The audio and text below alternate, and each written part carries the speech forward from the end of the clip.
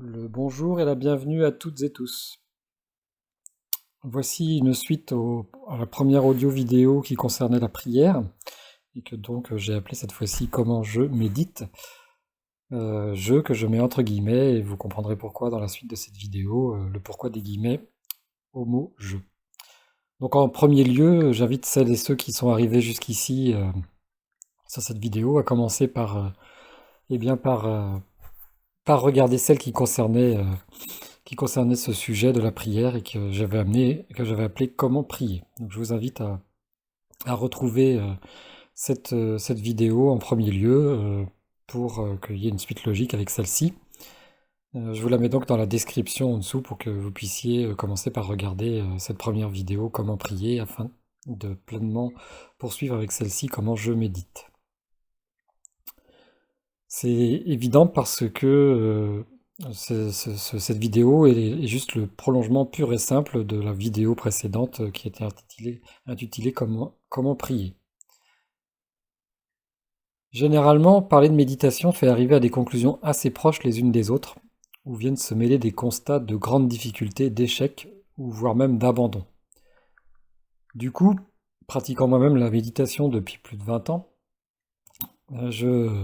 j'entends souvent, lorsque ce sujet est abordé, les mêmes réflexions. Et je constate que c'est trop souvent le découragement qui prend le dessus, ou que les candidats à l'apprentissage de la méditation finissent par se dire que c'est quelque chose d'impossible que de ne pas avoir de pensée, ou, comme on le dit souvent quand on apprend à faire de la méditation, on vous dit, eh bien laissez passer vos pensées comme des nuages dans le ciel, parce que le ciel n'est pas entaché des nuages, les nuages ne font que passer devant le ciel, et donc votre conscience, votre esprit serait ce ciel pur, sans nuages, devant lequel passerait juste des nuages en fait. La métaphore est évidemment très belle et très instructive. Néanmoins, quand on commence juste à méditer, eh bien, on se dit que c'est une bien belle réflexion, mais que les nuages sont très nombreux, pour ne pas dire qu'on ne voit plus du tout le ciel.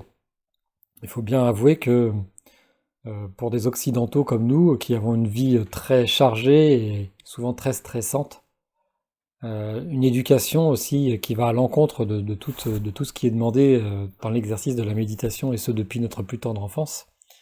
L'esprit de compétition qui peut être inculqué dès l'école, dès le plus jeune âge. Les notions de travail, de profit, de rentabilité, de compétition. Eh bien, toutes ces notions et tout ce que nous pratiquons au jour le jour à travers cela nous éloignent bien loin de l'état méditatif. C'est donc extrêmement difficile du jour au lendemain, eh bien, de se mettre à méditer et d'y trouver un résultat rapide.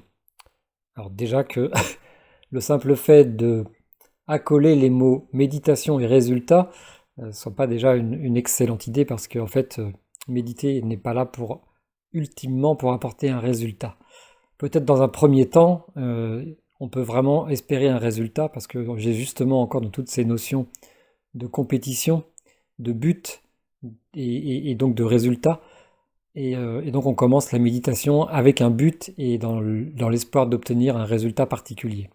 Ça peut être de calmer son stress, d'avoir une meilleure relation avec les autres pour ne pas tomber dans la colère, je ne sais quoi, être plus concentré à son travail. Voilà, en tout cas, on a une bonne idée de départ sur pourquoi on veut apprendre la méditation. Mais le souci, c'est que, eh bien, on vous demande immédiatement de passer à la méditation assise, silencieuse et souvent solitaire.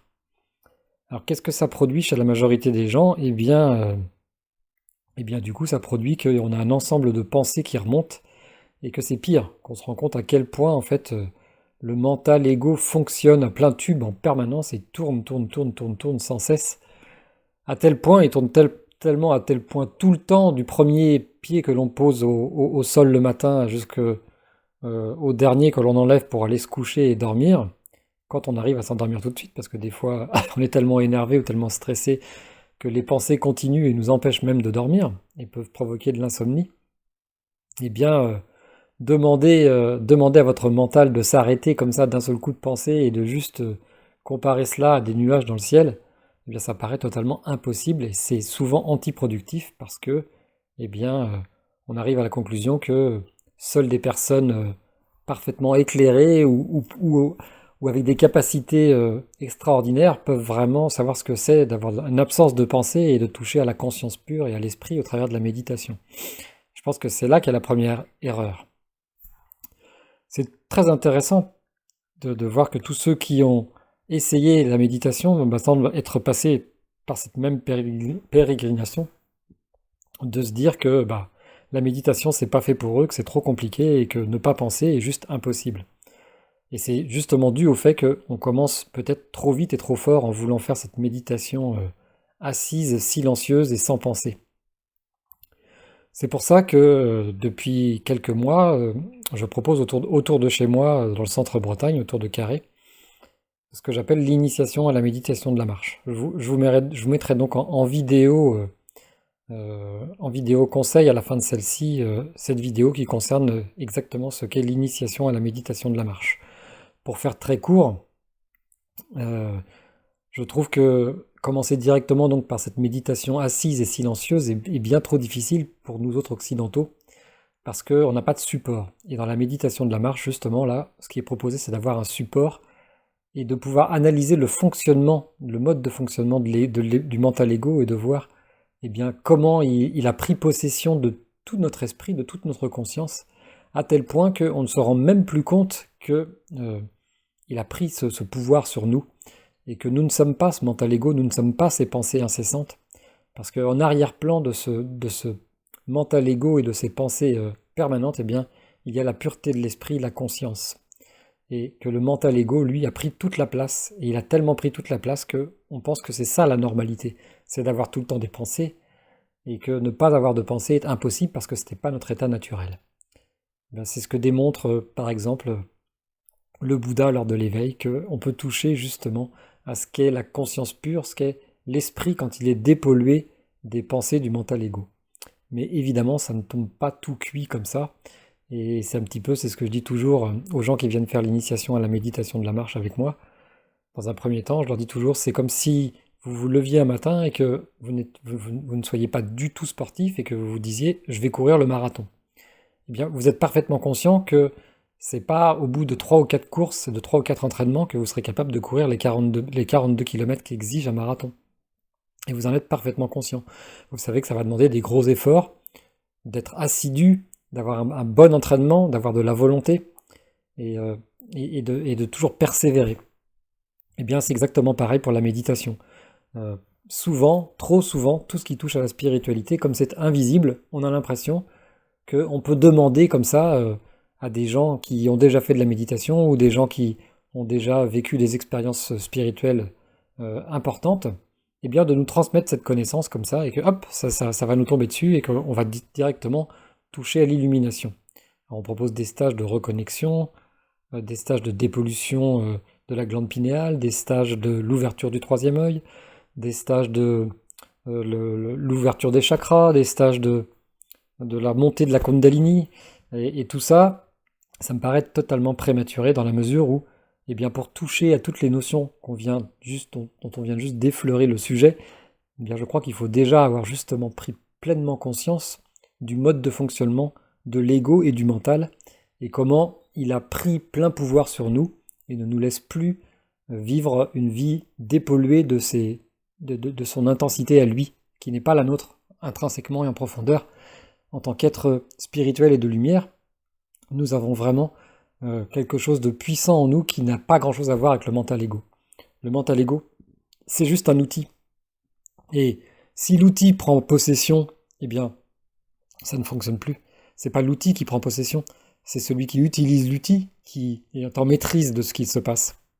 Si l'outil ou l'objet prend le pouvoir de celui qui l'utilise, c'est antiproductif. Et c'est ce qui se passe avec le mental ego.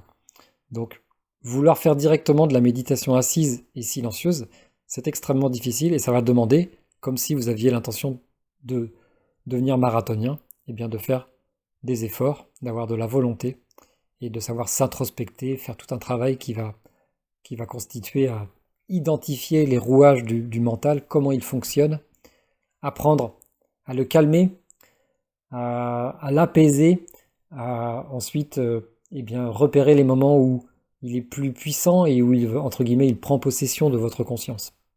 C'est tout un travail de dépollution intérieure qui est assez long quand on part, comme chacun d'entre nous, d'aussi loin et d'aussi profond. Voilà. Donc, en premier lieu, eh bien, quand on commence cette méditation assise, on demande comment procéder, car cette pratique nous semble à tous particulièrement étrangère ici en Occident, puisque nous ne sommes pas nés dans des pays où on pratique la méditation souvent dès le plus jeune âge et même à l'école. Il faut donc avouer qu'à partir de là, on a de réelles circonstances atténuantes, car chez nous autres occidentaux, eh bien, tout nous pousse sur une autre voie que celle du travail de l'introspection et de la méditation. Et souvent bien au contraire, comme on l'a dit au début de cette vidéo, on est souvent poussé dès le plus tendre, notre plus tendre enfance à la compétition et à la comparaison avec les autres, ce qui va à l'encontre de l'état méditatif, évidemment. Alors on peut très vite se perdre et se dire mais comment pratiquer la méditation? Dans quel but? Pour quel résultat? C'est ce dont on a parlé tout à l'heure et là du coup ça se brouille, ça se complique et on finit par s'y perdre. Pourtant, je vous l'assure et j'en suis absolument convaincu, méditer est à la portée de chacun d'entre nous, de tous, puisque cette capacité à la méditation et à pouvoir se connecter avec notre structure intérieure spirituelle, eh bien, c'est une capacité intrinsèque à notre nature profonde. C'est donc pas réservé à une élite, bien au contraire. C'est réservé à personne, c'est pour tout le monde, c'est accessible à tous. Et évidemment, des gens qui pratiquent depuis de nombreuses années régulièrement ont un entraînement qui fait que, évidemment, on ne peut pas être tout de suite à ce niveau-là, une fois de plus. Quelqu'un qui a déjà couru des dizaines de marathons et qui s'entraîne depuis 10 ans a des résultats, évidemment, bien plus efficaces et a des techniques et une habitude prononcée à réussir à faire cela que n'aura pas quelqu'un qui vient juste de commencer et qui a pour objectif, entre guillemets, de courir ses 42 km. Bien pour la méditation, une fois de plus, c'est la même chose. Voilà une autre interrogation que j'aimerais vous amener par rapport à cette réflexion sur la méditation, c'est que lorsque l'on est encore jeune enfant, eh bien en fait on ne s'interroge jamais sur le fait de savoir quand et comment est venue la conscience de soi. Et pourtant, ça me paraît vraiment important de se poser cette question et essayer de remonter en arrière et de voir à quel moment a commencé la conscience de soi. Et comment cela s'est fait absolument tout seul et de façon naturelle, en provoquant un étrange décollement de notre structure profonde, de notre être de lumière, notre être spirituel, au reste de la création entière. Comment d'un seul coup s'est créée notre individuation, le moi, le je, le je. C'est pour ça que j'ai mis le jeu entre guillemets, car dans l'état méditatif, eh bien, on peut justement sortir de ce jeu JE et du jeu JEU, parce que en fait, le jeu joue un jeu, le jeu de la vie, le jeu de l'ego, c'est justement d'être un jeu et de se faire passer pour le jeu en profondeur, ce qu'il n'est pas.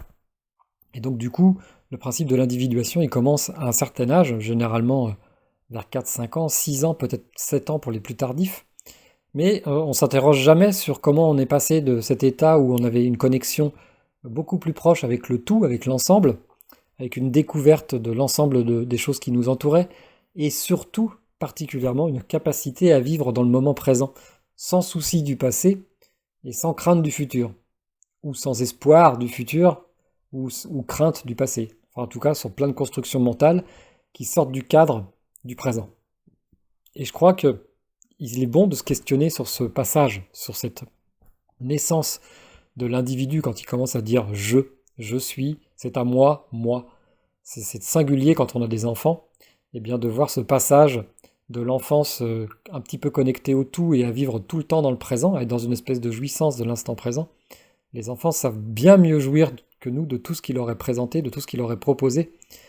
Et nous autres adultes, nous avons complètement perdu cette capacité à la jouissance de la simplicité, de tout ce qui nous est proposé au quotidien, de simple et qui est pourtant absolument extraordinaire. Donc c'est aussi la méditation peut-être l'occasion de pouvoir s'introspecter sur ce sujet et apprendre à se reconnecter au moment présent, à l'ici et maintenant, et à jouir de tout ce qui nous est proposé au quotidien. Des choses extrêmement simples, réapprendre à jouir de savoir respirer, et apprendre à jouir de savoir boire, savoir manger, savoir se reposer, savoir écouter, savoir regarder, savoir toucher. Tout cela, ce sont des choses que l'on a perdues et qui nous ont, qu'on a laissé s'enfoncer dans un quotidien, une fois de plus, qui est sous l'emprise du mental ego. Et on peut sortir de ce mode de fonctionnement automatique par le biais d'une introspection retour, qui est justement la méditation. Et on peut essayer de remonter en arrière, et c'est là que chacun d'entre nous peut se remettre en marche, et que c'est à la capacité de chacun de le faire, qu'il n'y a pas du tout de personnes qui ne soient pas capables de faire cela, de remonter en arrière, et de faire, au travers de l'introspection et de la méditation, ce travail de, de, de réflexion sur le jeu et comment il fonctionne, sur le mode de fonctionnement du mental qui est justement le noyau dur qui produit des pensées permanentes. Donc moi, je suis arrivé à la méditation en fait par le biais de la prière. J'ai enfant, j'étais très croyant et pratiquant. Je voulais même devenir prêtre. Et donc je priais très régulièrement. Bon, c'était des prières un petit peu annonnées et qui étaient plus proches de la récitation qu'autre chose, mais il a fallu justement que j'apprenne à vraiment prier et apprendre ce que c'était que vraiment prier. Et c'est ce que je vous ai expliqué dans cette fameuse vidéo, comment prier. En tout cas en partie, parce que ça mériterait dans ce cas bien d'autres vidéos pour rentrer vraiment dans le vif du sujet. Ici, on ne fait que survoler les sujets abordés. Mais en tout cas, c'est à partir de la prière que personnellement j'ai appris à méditer. Les deux me semblaient d'ailleurs souvent assez imbriqués et assez proches. Pourtant, pendant bien trop longtemps, prier, une fois de plus, ne fut pour moi qu'une trop simple récitation de mots que j'avais appris par cœur et que j'avais indéfiniment répété comme une récitation qu'on apprend et qu'on doit réciter à la maîtresse à l'école en primaire. C'était un petit peu ça. Et fort heureusement pour moi, eh bien, cela a changé grâce à une magnifique rencontre un jour dans ma vie, sur mon parcours, et qui m'avait permis de réouvrir totalement une compréhension de ce qu'est la prière. Ma prière s'était du coup progressivement enrichie de pratiques nouvelles, comme celle de me focaliser sur ma respiration. Je m'étais vraiment rendu compte que se focaliser sur sa respiration était un élément crucial pour mettre le mental au ralenti, pour le calmer et mieux le maîtriser. Et donc, sans m'en rendre compte, eh bien, j'étais rentré dans l'apprentissage des prémices de la méditation. J'ai toujours eu plus de facilité au départ à méditer assis, pas non assis au contraire, mais allongé. Et la posture assise était pour moi difficile parce que j'avais du mal à me tenir assis. Et en plus, après, quand j'ai voulu faire de la méditation comme on en voyait dans les leçons ou dans les cours qui étaient donnés, eh bien, il fallait être en position du lotus, parfaitement droit, avec le dos parfaitement aligné, les jambes parfaitement pliées. Et en fait, nous autres, on n'est pas du tout habitués à cette position-là, donc ça arrivait très rapidement à produire des douleurs articulaires au niveau des chevilles, des genoux, et puis même au niveau du bassin et du bas du dos. Et au final, je m'étais rendu compte que c'était assez antiproductif parce que j'avais tellement de mal à me tenir bien assis droit que du coup, c'était plus la douleur qui primait sur le reste. Évidemment, méditer comme ça, après assis, est une très bonne chose parce que c'est une forme de discipline intérieure et extérieure. Mais je pense qu'on peut commencer par quelque chose de beaucoup plus souple, comme une fois de plus la méditation de la marche. Et quand on fait de la méditation silencieuse, eh bien peut-être de la faire allongée. Et du coup, voilà, j'ai appris à méditer comme ça, à allonger. Et ça pouvait durer de 20 minutes jusqu'à, progressivement, avec un certain entraînement, plusieurs heures, jusqu'à 4-5 heures de méditation, où la notion d'espace et de temps disparaissait totalement, et où parfois, eh bien, des méditations qui avaient duré 4 heures m'avaient donné l'impression d'avoir duré maximum une demi-heure, et puis d'autres fois où le mental ne se calmait pas et où j'arrivais pas à me centrer, eh bien, une méditation d'une demi-heure pénible et difficile me donnait l'impression qu'elle avait duré 1 heure ou 1 heure et demie.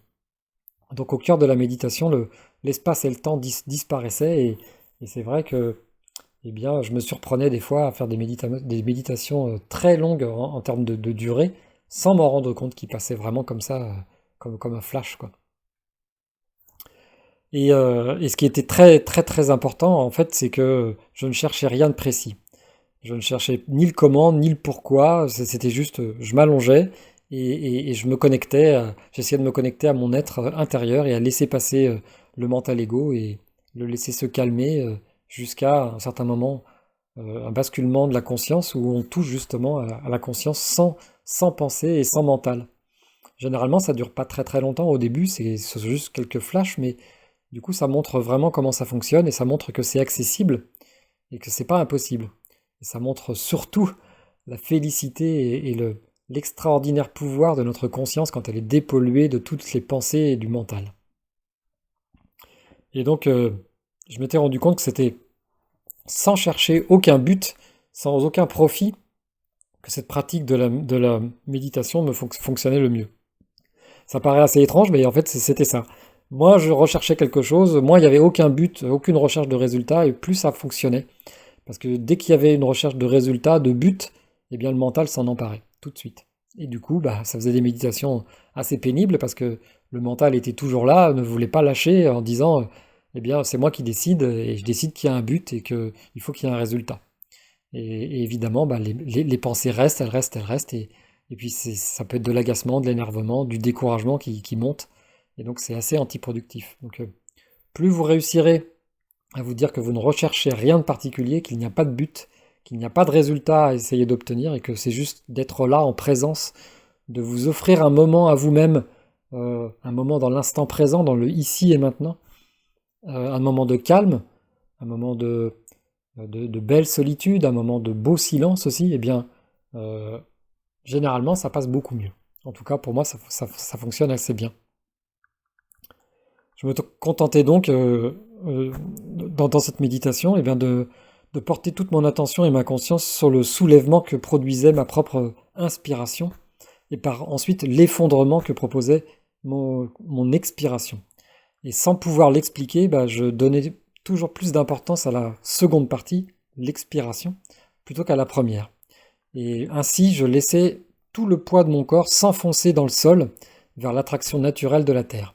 C'était vraiment une très étrange impression quand je respirais à fond, et je me suis aussi rendu compte qu'on respirait vraiment très peu, avec très peu de capacité pulmonaire, et que s'exercer comme ça à la respiration et faire des inspirations complètes où on remplit à 100% ses poumons et où ensuite on les vide à 100%, eh bien c'est très peu commun chez nous, en fait, on fait jamais ça.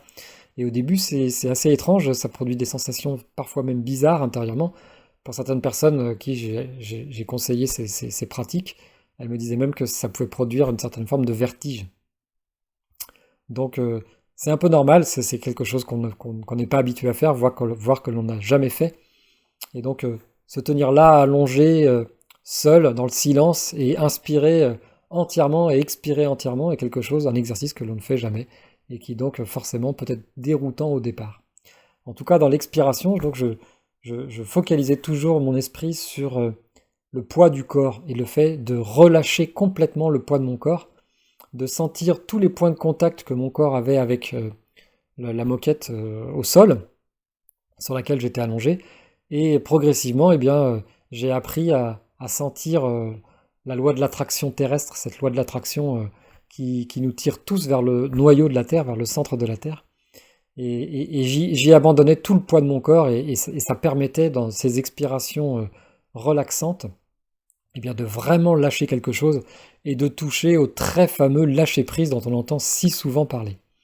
En tout cas, c'était une forme très salutaire d'abandon que ces expirations très profondes et complètes, avec cette pensée que eh bien, j'abandonnais tout le poids de mon corps à la terre. C'était ainsi que j'ai appris progressivement à laisser toute ma pesanteur corporelle retourner vers le centre de la terre, et que chaque inspiration ne servait que mieux à tout relâcher ensuite dans l'expiration. Je sentais mon corps ainsi comme s'enfoncer dans le sol, et ça me permettait carrément d'avoir l'oubli de celui-ci progressif et continu, jusqu'à une sorte d'effet d'élévation, et surtout à mettre aussi de côté toutes les pensées perturbatrices du coup. Et je comprends bien qu'une des exaspérations des débutants à la méditation est justement cette incapacité à ne pas avoir de pensées parasitaires qui semblent indéfiniment assaillir la pureté de notre esprit. Et du coup, il paraît souvent impossible de tenir le calme serein en son propre sein, dans sa propre maison, son propre intérieur. Ça peut évidemment amener à une forme de grand découragement, voire même d'abandon pur et simple de la pratique de la méditation, tout persuadé d'un seul coup que l'on devient d'être absolument incapable de méditer, et de se dire que l'absence de pensée n'est pas quelque chose de possible. Je suis évidemment aussi passé par là, donc je peux vous dire que eh bien, quand on persévère et qu'on continue, qu'on fait preuve de détermination, mais surtout qu'on s'entraîne régulièrement à le faire, eh bien on y arrive. Et se dire, la méditation, c'est pas pour moi et c'est trop dur, je pense que c'est la seconde erreur. Parce que s'il arrivait dans l'enfance de ce qu'on parlait tout à l'heure, de la conscience du soi, du moi, eh bien, a permis de nous identifier justement en tant que moi et de commencer le jeu JEU du jeu JE, eh bien, par rapport au tout, à l'ensemble, eh bien, alors la méditation, elle pourrait bien permettre eh bien, de décoller son esprit de ce moi, justement, de ce jeu JE qui n'est qu'un jeu JEU, afin de réapprendre à se connecter au tout. Progressivement et continuellement, on peut apprendre à observer ses pensées comme de simples constructions mentales. Et ça permet de s'en détacher et de se rendre compte combien la pureté lumineuse de notre esprit est une magnifique et sublime réalité. Au début, comme je vous l'ai dit, ce sera que par tout petits moments, des tout petits flashs qui durent vraiment que quelques secondes, mais rien que ces quelques secondes, elles peuvent vraiment vous permettre de voir ce que c'est que la pureté de l'esprit et d'avoir envie de s'y connecter plus souvent. En tout cas, c'est comme ça que chez moi ça a fonctionné. J'ai eu, grâce à ces flashs de conscience pure, l'envie d'en connaître plus, d'en savoir plus. Et donc du coup, je pratiquais de plus en plus régulièrement et de façon de plus en plus longue. Et la concentration sur la respiration était ainsi pour moi un des meilleurs moyens de comprendre que nos pensées ne sont que des pensées parasitaires et qu'elles ne sont en aucun cas la nature profonde de notre esprit. Voilà. Il y avait aussi évidemment encore et toujours des phases de pensée perturbatrices.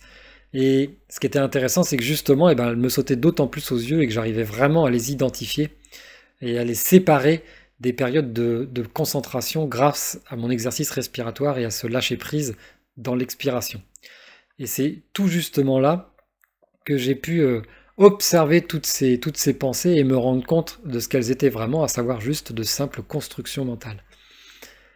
Alors, quand on arrive à ça, on peut commencer à apprendre à les regarder et les observer comme de simples manifestations qui ne sont, une fois de plus, pas notre lumineuse nature profonde et intrinsèque. Et accepter de laisser venir ces pensées sans les rejeter, sans les fuir, sans les haïr, ou nous faire nous sentir coupables de nous-mêmes, de ne pas réussir à faire le vide, devient une étape importante, évidemment. Parce qu'au départ, on n'y arrivait pas du tout, et quand là on y arrive un petit peu, quand les phases perturbatrices reviennent, le mental a tendance à s'accrocher et à dire non, je veux que ces périodes perturbatrices, ces pensées perturbatrices disparaissent. Et en fait, c'est pas votre esprit profond, votre conscience profonde qui veut que ça s'arrête. C'est votre mental qui veut que ça s'arrête parce que il sait que quand ça fait que si vous êtes en train de vous focaliser sur le fait que vous voulez absolument que ces périodes de pensées perturbatrices s'arrêtent, finalement, c'est antiproductif et ça ne fonctionne pas. Et c'est le mental qui s'empare de ça et qui fait que c'est une boucle bouclée qui tourne tout le temps et qui ne s'arrête pas. Il faut trouver un moment, un instant pour sortir de cette boucle, la briser et retourner à sa respiration et à sa conscience de la respiration. Je sais évidemment une fois de plus combien tout cela peut être difficile, et surtout au début. Donc j'ai expérimenté moi aussi toutes ces difficultés pendant un bon moment. Donc il faut savoir passer par cette acceptation et ne pas vouloir tout de suite, comme nous en sommes tous tellement trop habitués à avoir du tout de suite. Et c'est aussi un des problèmes de notre civilisation moderne, c'est qu'on est habitué à avoir les choses très rapidement et trop rapidement. Et là c'est pareil, on peut vouloir avoir des résultats immédiats alors que ça demande un travail d'intériorité qui prend du temps. Et pour pouvoir simplement observer ces pensées comme des barques qui passent sur un fleuve ou des nuages qui passent dans le ciel, ça peut prendre du temps. Mais quand on arrive à identifier ça, c'est le signe d'un véritable progrès et qu'on est sur une voie vraiment salutaire. Encore une fois, en fait, c'est souvent la présence des ténèbres qui permet de voir la lumière au fond. C'est assez malheureux, mais on est descendu tellement profond et on s'est tellement éloigné de notre nature d'être de lumière que, c'est les ténèbres, c'est l'enfoncement profond dans nos propres ténèbres qui nous permet de se rendre compte que nous nous sommes très éloignés de notre nature lumineuse et qu'il est temps d'y retourner et de retourner vers la nature lumineuse qui est la nôtre. Voilà, donc il est aussi important, pour terminer cette vidéo, de vraiment pouvoir ouvrir la porte de la méditation et au calme de l'esprit en ayant autre chose que des pensées négatives à notre propre sujet. Si on commence à se dire que c'est impossible, qu'on est nul, qu'on peut pas, que c'est pas fait pour nous parce qu'on est excité, parce qu'on est énervé, parce qu'on est stressé, parce qu'on est en colère et que on n'a pas les capacités pour faire ça, que c'est impossible, eh bien évidemment ça va forcément beaucoup entacher votre pratique. Il est important de ne jamais perdre de vue qu'on possède tous exactement la même nature lumineuse et intrinsèque qui est la nôtre, exactement comme celle que tous les plus grands saints que la Terre ait pu porter depuis qu'elle est Terre. Et tous tous les grands maîtres ascensionnés ont eux aussi eu à pratiquer et à découvrir le fonctionnement du mental ego et comment il fonctionne et comment on apprend à le calmer, à le maîtriser, à faire la séparation entre lui et notre lumière intérieure intrinsèque. Donc tous les grands saints sont aussi passés par là, donc ça devrait vous encourager de pouvoir penser que bah, eux aussi ont eu ces difficultés, eux aussi ont eu tant de difficultés à toucher à ce qu'est la méditation. Le Bouddha, qui est sans doute l'exemple parfait de la méditation, a quand même passé 6 années avec 3 compères dans des forêts indiennes à maltraiter son corps et son esprit dans le but de toucher l'éveil, jusqu'à découvrir que c'était pas forcément la meilleure voie, et à découvrir la fameuse voie du milieu et pouvoir ensuite toucher à l'éveil sous l'arbre de la Bodhi. Ça veut dire qu'il a lui aussi su ce que c'était que la souffrance dans la vie, la souffrance physique, morale, spirituelle. Il a aussi pu découvrir tout ce que c'est que bah, toutes ces difficultés du mental qui est tout le temps présent. Donc c'est plutôt encourageant pour chacun d'entre nous de se dire que même les plus grands maîtres ascensionnés sont passés par là. Et, euh, et donc si en plus de l'exercice, enfin de la pratique que je vous propose là, de la respiration et de l'expiration profonde avec le lâcher-prise n'est pas suffisante, vous pouvez aussi y ajouter le fait de poser vos mains sur votre ventre afin de mieux sentir se faire et se défaire vos inspirations et votre inspiration et votre expiration, parce que le ventre, lui, il bouge à chaque fois, il monte et il descend. Ça peut vous aider aussi à vraiment sentir le fonctionnement respiratoire. Vous pourrez ainsi avoir comme seule pensée à l'expiration que celle de laisser sortir toute la négativité qui est en vous et que vous ressentez, et de vous alléger au maximum à chaque profonde expiration. Voilà. Vous pouvez inspirer de la bonté, de l'amour, de la compassion et expirer tout votre mental ego. C'est qu'un exemple parmi d'autres, et il y a bien d'autres techniques encore que celle-ci. Euh, Rien n'est absolu et universel. Chacun doit trouver les pistes qui sont les siennes, suivre le chemin qui est le sien pour y arriver. Il peut s'inspirer des autres, mais sachez qu'on a chacun notre parcours, on a chacun notre karma. Et dans cette incarnation, on a chacun une voie qui est la nôtre pour arriver et ben justement, à remonter vers la lumière intrinsèque qui est la nôtre. Donc la meilleure façon, eh bien, c'est d'expérimenter par vous-même tout cela. Et, euh, et vous pouvez évidemment vous accrocher aussi à des techniques de gens qui ont vraiment expérimenté la méditation depuis très longtemps et qui sont des maîtres. Et il faut pas oublier qu'on ne peut pas avoir tout de suite une fois de plus et que ça prend du temps. Alors ne perdez pas de vue que l'ensemble de nos actions et de nos pensées passées, donc le karma, fait que nous sommes tous un peu différents face à cet apprentissage de la méditation et qu'on peut avoir besoin de sa petite touche personnelle pour mieux réussir à entrer dans le monde de la méditation. Voilà donc comment j'ai expérimenté la méditation au départ, quels furent mes premiers pas vers cette incomparable expérience qu'est la méditation. Eh bien, écoutez, sur ce, je vous laisse en vous souhaitant une bonne méditation et un bon apprentissage à celle-ci ou un bon perfectionnement pour ceux qui sont déjà versés dans la méditation. Et si vous avez des questions, n'hésitez pas à me les poser dans les commentaires en dessous, je me ferai un plaisir d'y répondre. Voilà, bien écoutez, comme à mon habitude, je vous souhaite le meilleur en tout temps et en tout lieu et vous dis à très bientôt. Merci beaucoup, au revoir.